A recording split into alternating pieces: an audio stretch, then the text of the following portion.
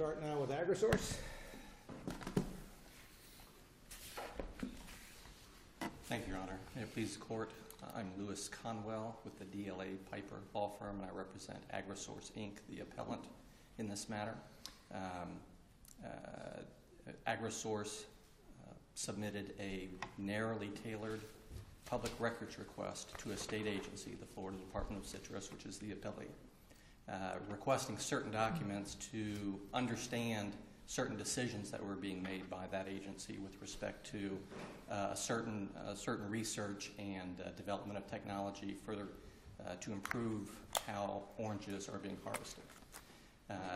In the face of a very broad statutory and constitutional duty that the state agency has to produce its public records.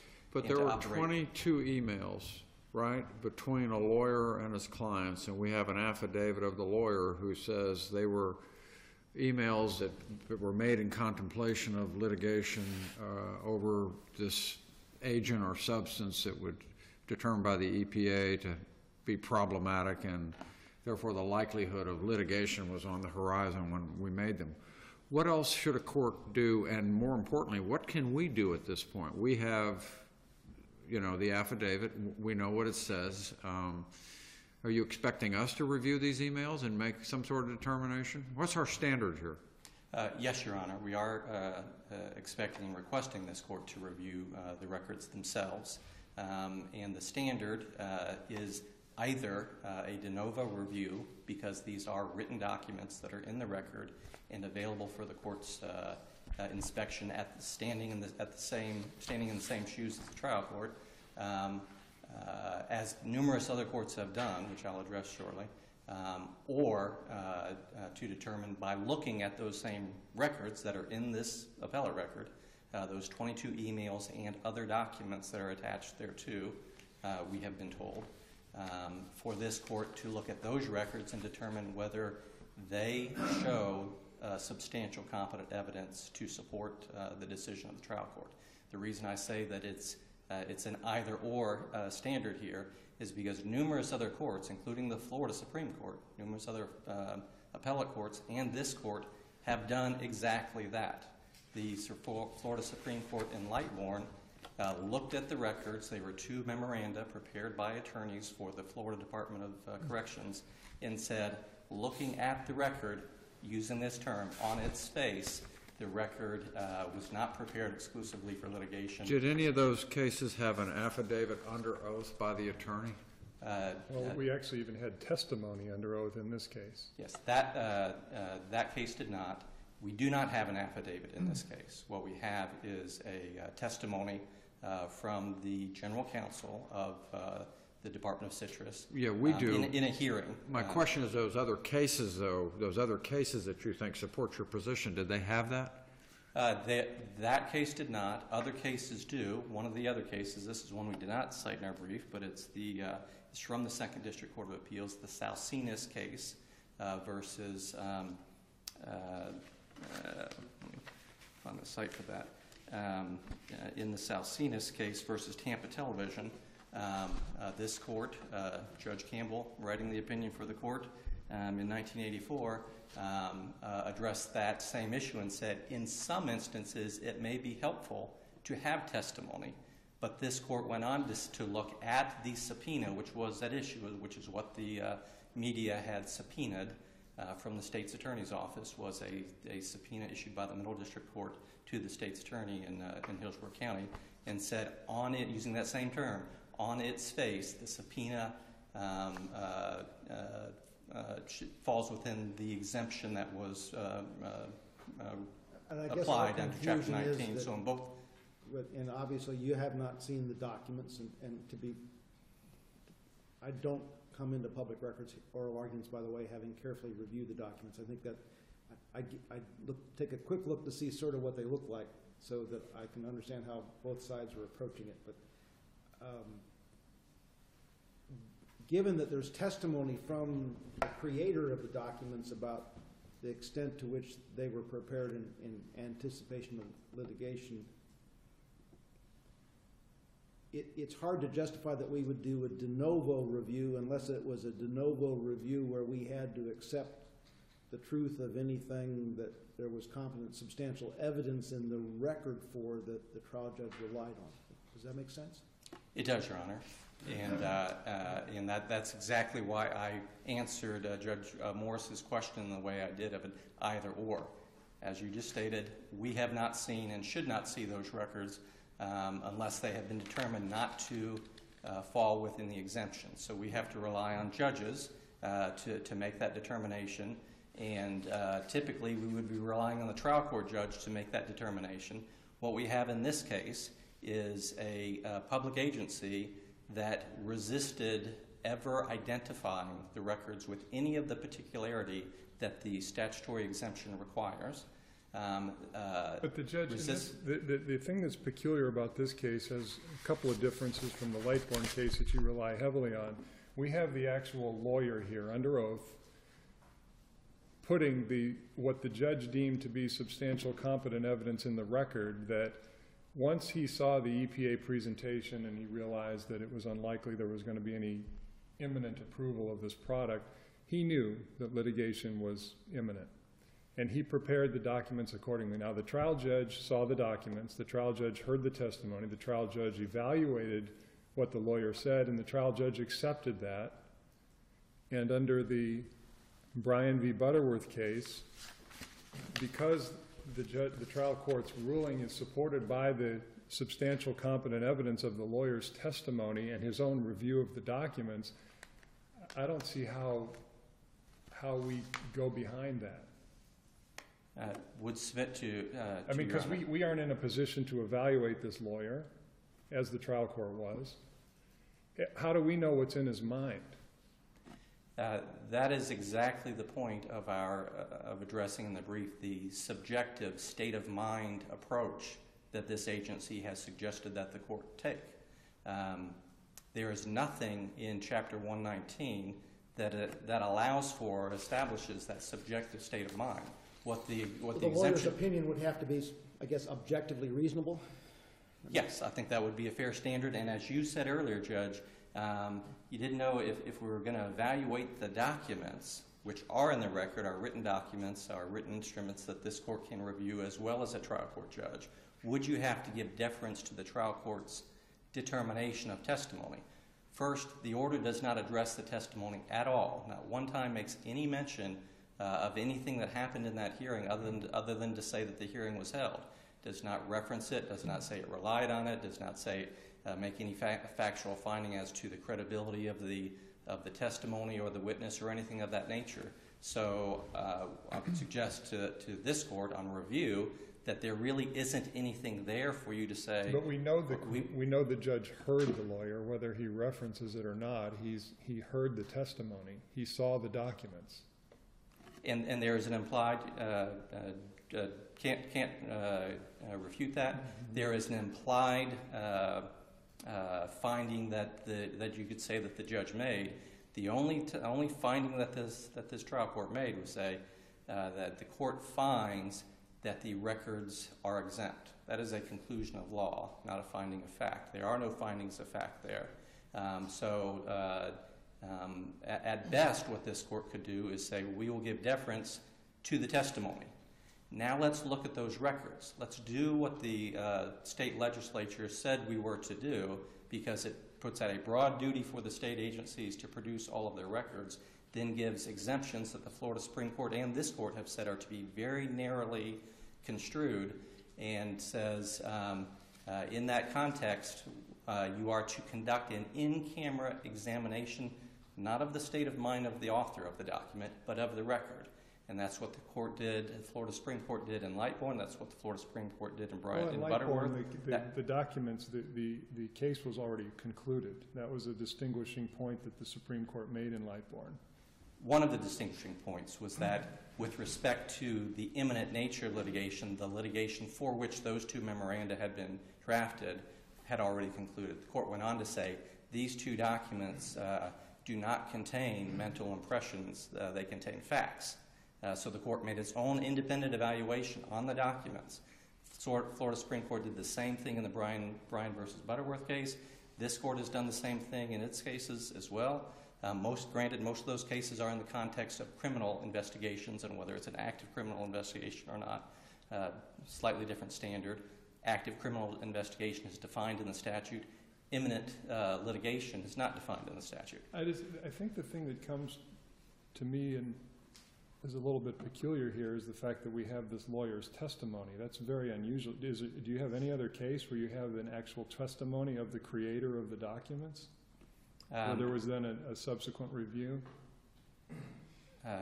I do not recall one, Judge, where there was testimony given, and I think there's a reason for that, and that's because the statute says the court is to conduct an in-camera review of the documents. I understand, but in addition to the in-camera, this judge also had the benefit of the member of the bar saying, look, I knew there was a lawsuit coming because of all the reasons that he talked about, the EPA study that they saw or the DVD or what have you.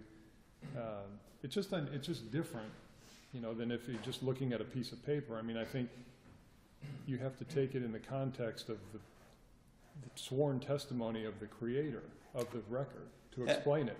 And I believe it would be appropriate for the court to give deference to testimony from a member of the bar as to what his conclusions are and whether those were reasonable. But I do not believe that that's where the court's analysis should stop. Looking at the statute, where the trial court and any appellate courts on review are to conduct an in-camera review of the documents.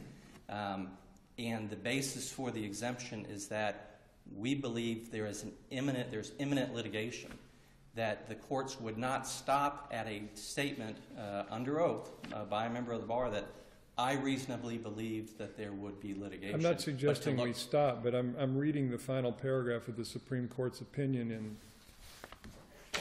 Bryan, and it says, our review of the record shows that competent substantial evidence supports the trial court's findings. Accordingly, we will not second-guess the trial court in this matter. So doesn't our inquiry start by our looking to see whether there's substantial competent evidence supporting the trial court? You would agree with that?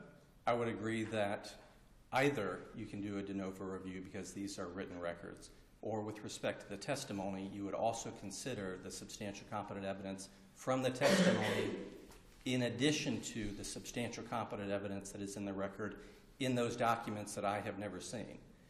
If you look at those documents and this court, by looking at those documents, is going to see, is this what the attorney has claimed them to be? Do I see claims and defenses being discussed from attorney to client? And does it appear from this discussion, not 8 months later when we have a public records request that's been made and a lawsuit filed to enforce the public records request as to what is said, but at that time, contemporaneous at that time, what did this attorney say in those documents in advising the client? Were they advising about things other than litigation? Because the Florida Supreme Court says that this exemption only applies for documents that are prepared exclusively for litigation.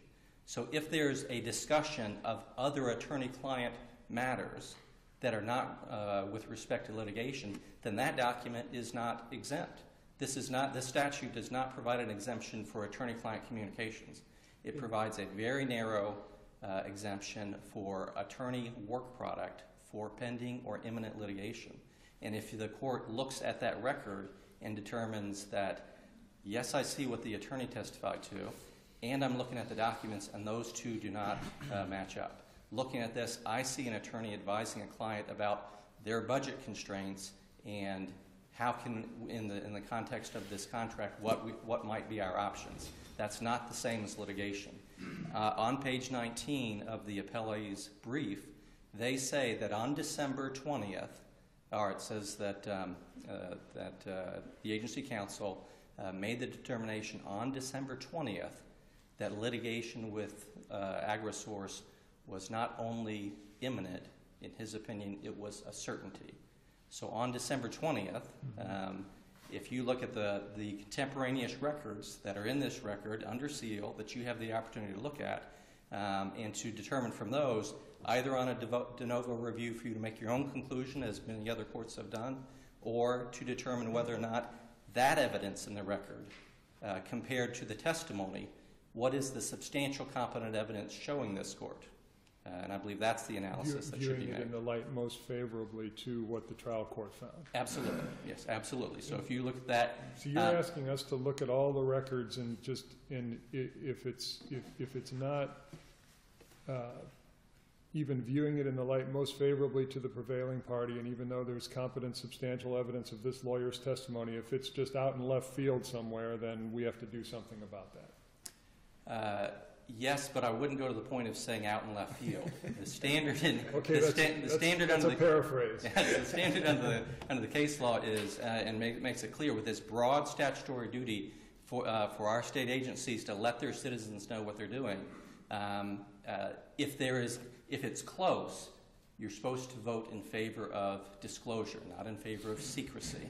So I believe, as you're saying, in the light most favorable to the order, the trial court's conclusion, you would also need to take into consideration the broad public policy, the constitutional duty, the statutory duty, and the case law that says we favor disclosure over secrecy, or favor disclosure over, I guess over the exemption. Another way to do this, we could make the trial court go document by document and explain more what went into his conclusion.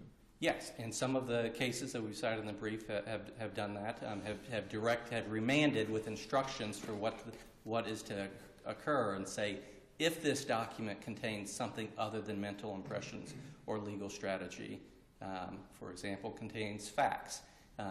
The exemption that they claimed said that these didn't say we are claiming as exempt documents prepared exclusively for litigation. The exemption that they asserted said contains exchanges between attorneys and staff members pertaining to threatened or imminent litigation. There is no such exemption for that. So if the documents themselves show that that's what they are, exchanges pertaining to, then they're not exempt. They have to be prepared exclusively for. Then they go on in their exemption and say, and contain other documents. We've never seen these other documents. The order does not one time were those other documents addressed at the hearing, not one time were those documents addressed in the order. So we don't know if in the sealed documents that are in this record, are they really there or not? We presume that they are, and those are available for you to review and see. As the agency's litigation counsel said at the hearing, you'll see, Your Honor, that the agency general counsel requested information from his client. Well, if that's information and that's in the terms that would disclose mental impressions, that would not be that could possibly fit under the exemption. You're running over your time. Okay, here, and I would like to reserve. But before you sit down, I want to ask you one more question. In your briefing, you've talked about the possibilities of redaction, and I don't recall that the trial court in its order said it couldn't redact things, but I don't know that anyone ever asked it to do some method of redaction in this area. The one who asked for redaction is the legislature, which makes it very clear that if the documents in 11907, that if the documents are capable of redaction, they must be redacted, or shall be is the term. So that is a mandatory obligation put on the state agency, and that's another thing that makes this citizen wonder. Here you have 146 pages of documents, and not one word was redacted. They're saying every single word in the emails and in the documents contained therein is a mental impression, a litigation strategy, rather than conveying some factual point. And so we do contend that upon a proper review, that the court would instruct the agency to redact and produce portions that are not exempt. That's fine. I'll allow you 3 minutes for rebuttal. Thank you.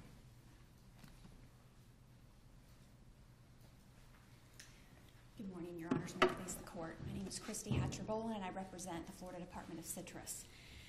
The sole issue before this Court is whether the trial court properly applied the work product exemption to those withheld emails. We contend there's no error in the trial court record or in the trial court's order, and therefore ask for this Court to affirm. Now, the trial court basically had before it two questions. it had to look at the records and determine whether they contained impressions, conclusions, litigation strategies, legal theories of either, if you look at the statute, it's of the attorney or of the agency. So it's not just what the attorney thinks, but in discussing this imminent litigation, what's anticipated to be imminent litigation, what are the positions of the agency as well. Let me ask you this. The court, at the end of its order, finds that one of the 22 is not responsive to any of the categories in the documents. Which one is that? I believe that was the very first one, and all you have to do is look at the date. The date actually was 6 months prior to the date that they requested the records. The date they requested records were from December 1, 2012 to, I think it was March 26th. Are the emails numbered 1 through 22? I believe they are. And I believe they're in actually chronological order. And it's the email that basically, I think it's dated sometime in the summer. So you June think or he's July. describing the first email in? I believe so. Very first. And the date should be sometime, I think it's 6 months prior to the time that they requested documents. That was, again, they requested documents from December 1, 2012 to March 26, 2013, or on or about that time. The second question that the trial court had to ask was whether they were prepared. Did your agency provide the emails to the court in some method where they were numbered 1, 2, 3, 4? Yes, Your Honor. They were provided, and I believe they're part of the record. They were provided essentially, I believe, in a binder, and they just had basically numbered Were there tabs in front of them? Numbered tabs. All right. And it was number 1 I that was. suspect that what I'm currently looking at is maybe what you provided without tabs, because Okay. I can't quite even tell where one stops and the next one begins. And the Okay, and I'm not sure if the clerk in transmitting the record, especially if it was these new wonderful electronic records. electronic are just great. record, the tabs probably did not fit in. But I know that a notebook containing those tab documents, which were 22 total. There was a hardbound copy of these in the trial court. Yes, Your Honor. Okay. Okay. The trial court answered both of those questions, whether they were impressions, conclusions, and whether they were prepared in anticipation of imminent litigation in the affirmative. And there's been a lot of talk already about what's the standard. And there are 3 cases that very clearly address exemptions under 119, and they looked at the trial court record to determine whether or not there was sufficient evidence to support the application of the exemption. 2 of those cases actually dealt with a different exemption. It was the active criminal investigation exemption. Florida Freedom Newspapers versus Dempsey, that's the first DCA case, and Barfield versus City of Fort Lauderdale, and that's the 4th DCA case. Both of those actually, they referenced the testimony of the law enforcement officers who were there and said, yes, we're engaged in the investigation. As a matter of fact, with the City of Fort Lauderdale, they were investigating their own officers. And even though the sergeant who testified basically indicated that, I can't tell you if there's going to be an arrest or a prosecution, the court found that that still fit within that prong because they still had a good faith basis in investigating that. The closest case we have is Bryan v. Butterworth. That, of course, was dealing with memoranda prepared, and the court did look at the record, and the court found, the court actually stated the application, they were actually looking at 2 issues there. They were looking at whether they were a public record, and so they were applying the Shevin factors to materials, and they said that's largely a factual determination hinging on the court's in-camera review of the documents. And the court then went on to say, as Judge Black explained, our review shows competent substantial evidence supports the finding of the work product exemption. Now, I guess the question is this: are we? Because I think it's unusual that you have the lawyer who prepared the documents under oath saying, this is where we were, this is what I saw, this is why I did it, this is what I was thinking at the time. That's kind of unusual to have that. Are we to give deference to the trial court by saying, in effect, the trial court had the lawyer in front of him under oath who explained this, we aren't going to go behind that. That is the substantial competent evidence and it meets the standard. Or as your opponent suggests, are we to take the documents independently, one through whatever they are, and say, this one, well, okay, that meets it, this doesn't, this one does, this one doesn't? How do you interpret these cases as far as our responsibility? These cases, and of course they are pointing to Lightborn, and Lightborn you can easily distinguish on its facts, because in that case the memos that they were dealing with, it was just, here is the lethal injection process. Here's how it's conducted. Well, it These are doesn't. the steps. The litigation involved in Lightburn doesn't get any more final. Exactly. They were dead. Yeah, They were executed. These memoranda, not only that, they were very vanilla. They could have applied to any particular case. They were prepared apparently for 2 inmates who were then executed, and of course they were trying to claim a continuing exemption. I don't want to stray too far from your question, though. And going back to that, yes, there should be deference. And the reason why is we're dealing here, and we did identify them as email communications. And as the court can see, these records were basically, staff responding to requests for information, comments, revisions to basically letters back and forth between ASI's counsel and demands made for funds. And in this case, we not only have the testimony of the attorney, but both sides, and I'm sorry I can't recall exactly who admitted what, but at the hearing, both sides admitted letters back and forth between counsel for ASI and counsel for the FDOC addressing claims for payments. And the first one started within 20 days after Mr. Scales received that EPA PowerPoint. And again, going back to your question, this is not a subpoena, and there were 2 cases cited in the reply brief as far as, standing for the proposition that when you've got a written instrument, it's de novo review. It was a contract, and it was a restrictive covenant. When you're talking about subpoenas, restrictive covenants, and contracts, those documents themselves have independent legal significance. Within the 4 corners of those documents, the court could look at it, any court, and determine, or they should be able to determine, what it means without resort to extrinsic evidence. Here, we've identified email communications. Without the testimony of the attorney who was directing the production of work product, who was creating work product, I don't know how a court could tell that it was prepared in anticipation of imminent litigation, or whether it was work product without that testimony. And again, we do have that before the court. It was a lengthy hearing, and Mr. Scales testified basically from the beginning when he received that EPA PowerPoint all the way through to the time of the litigation. Again, it just didn't start with the public records. You had demand letters going back and forth.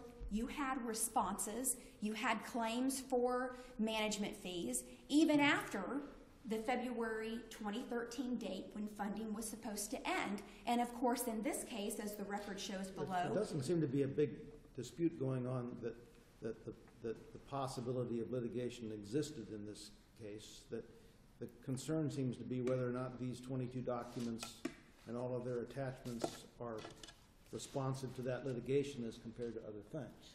Correct. And I believe, like I said, that the trial court had before it not only this testimony that essentially walked the court through, might not have gone through every single document, but it certainly went through these various letters which were admitted into evidence. Right. And those letters, you can see, are reflected drafts, etc., in the emails that were.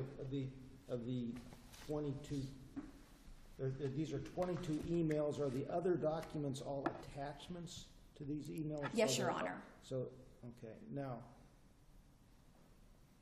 I guess I have some concern from what little I did examine that there may be attachments to these emails which, if severed from the email and said this was an attachment to an email, would not necessarily fit into the exemption. I think you have to look at the entire document and the comments that were made, the requests that were granted, the fact. But why can't I mean? It comes in as an email. There's a little document there. You click on it and it opens up. If that separate document is a public record document, for example, why isn't it being produced? Well, actually, there were several records produced, including, and as you will see, correspondence between ASI's counsel and FDOC, which were produced. That wasn't really an issue. Of course, there were comments and there were requests for input on drafts and responding to things. And that's where you have the work product. That's where you have his testimony with respect to the imminent litigation. The order, and I'm sorry, I think I managed to close the order here, but the order itself allows them to see some things from the 22? Is that right? No, Your Honor. The order actually upheld the exemption, and I will... In its totality. In its totality, and again, the temporary exemption, because once the litigation is over, these things are open. Now, when that's going to occur, I'm not positive. We're in arbitration now. But as soon as the arbitration or the litigation is over, it's done, and they become public records. That is not a dispute. Let me ask you this. The contract between the two was to extend to 2016, is that right? The last... But I was a little confused because it was like, well, the payment's supposed to end in December, but then it was getting extended. There was a request for extension to February, but the contract itself goes on to 2016. Can you explain all that? Yeah, I'll be happy to explain that, Your Honor. It covers both registration and commercialization. FDOC is basically going to pay the costs of registration. Okay, that's getting the EPA registration. Commercialization, though, was on basically ASI's dime. But of course, there was an interest in having this thing commercialized so that the growers could, enjoy the benefit of this product.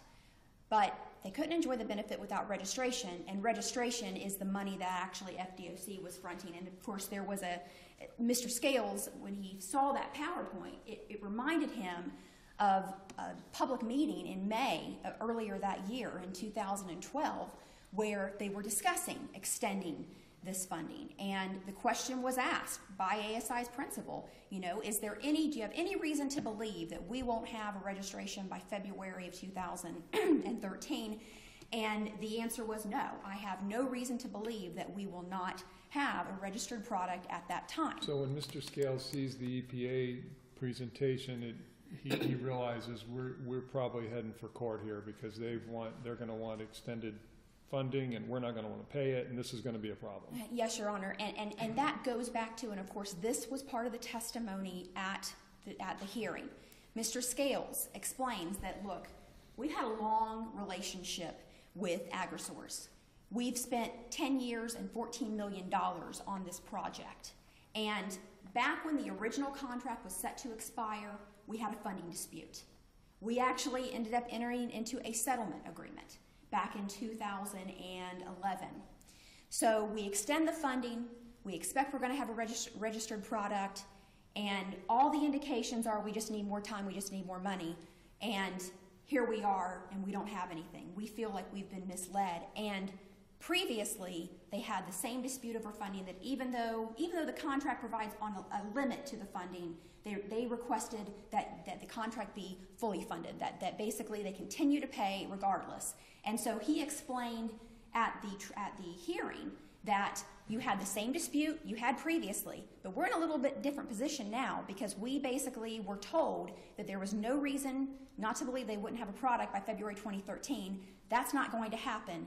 And now we spent all this money and all this time, and yet they're continuing to ask for money. They're continuing to bill even after the February 2013 date for management fees that are not. And he testifies in essence that at that point I knew we were heading for litigation, and I started communicating consistent with that, and that's what these emails consist of, and that's why they're protected. Correct.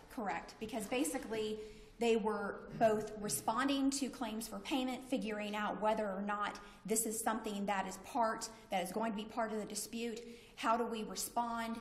Posturing for the litigation that ultimately did result with the motion to stay and compel arbitration.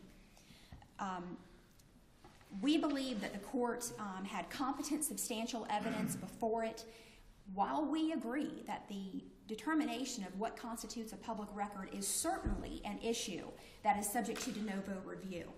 What we have here is the application of an exemption. And it's not a contract. It's not a subpoena. It's not a restrictive covenant that has independent legal significance in itself.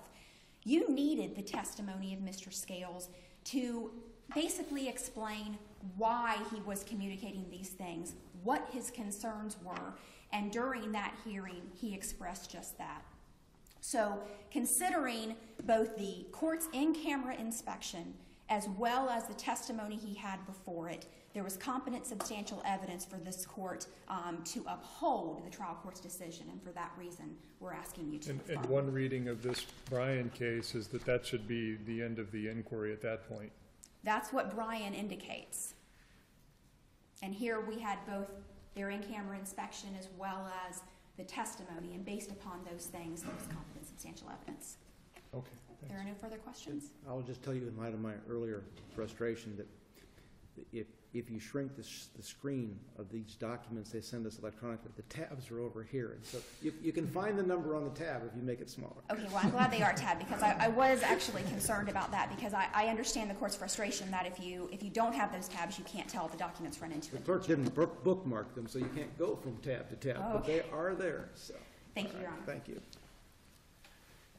It's amazing how the advancements of technology make things so much harder on us. Yes. It's all simple now. With my 3 minutes of time remaining, I will first address, Judge Black, your last comment about the inquiry should stop there, and the comments earlier about, well, what's the impact of testimony? We don't have a case involving this exception, the agency's pending or imminent litigation exception, but we do have the Dempsey case, which opposing counsel just addressed, where you have testimony from the law enforcement agent who's testifying as to why this is still an active investigation. And in this case, we have the testimony of the author of the document, the lawyer, saying, this is why I believe that litigation was imminent. So those two are comparable, and you can look to the Dempsey case in that regard. But if you do, please look further to the Dempsey case, where the court then goes on to say, looks through the records as well and says, and upholds the exemption as to much of the produced records, but then says, to the extent this letter contains information falling within the first subparagraph of section 119, etc., it should be produced and made available to Florida Freedom. That's the media outlet. The appealed order is modified to require production of this limited information. So the appellate court went through that analysis, looked at the testimony, looked at the records, and came to a conclusion different than the trial court, and that's what we're asking this court to do, is to go through that same procedure. And the reason that you should is because if all that an agency has to do is come in after the fact and say, we really thought we were about to be sued, or we were about to sue somebody, therefore those records last year were exempt, then there's really no limit on state agencies' ability to exempt their records. Next thing I would address that opposing counsel addressed was the letters between counsel. AgriSource sent a contractually required notice letter, did not threaten litigation in that letter, and that letter was far after when they say on page 19 of their brief that on December 20th they knew they were in imminent litigation. So those back and forth between lawyers had no effect on their determination that the litigation was imminent.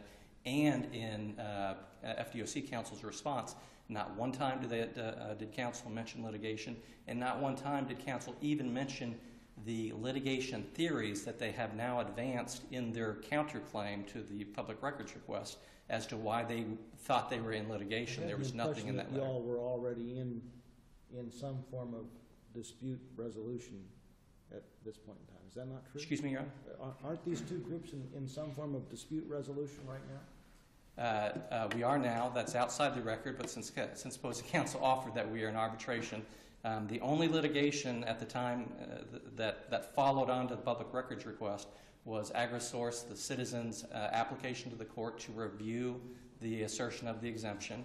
As a counterclaim to that, the agency filed a DEC action saying regarding contract payments and why they should or shouldn't have to pay that. But that's completely, Your Honor, I would suggest completely separate from the analysis of what was happening in December of 2012 when they say they believe they are in imminent litigation, and those records that are under seal in this record, which we'd ask the court to review and determine based on those, also considering the testimony, whether there is in fact a basis for the exemption. Okay. Thank you. Thank you. Last case on the docket is Grasso versus Grasso Revocable Trust.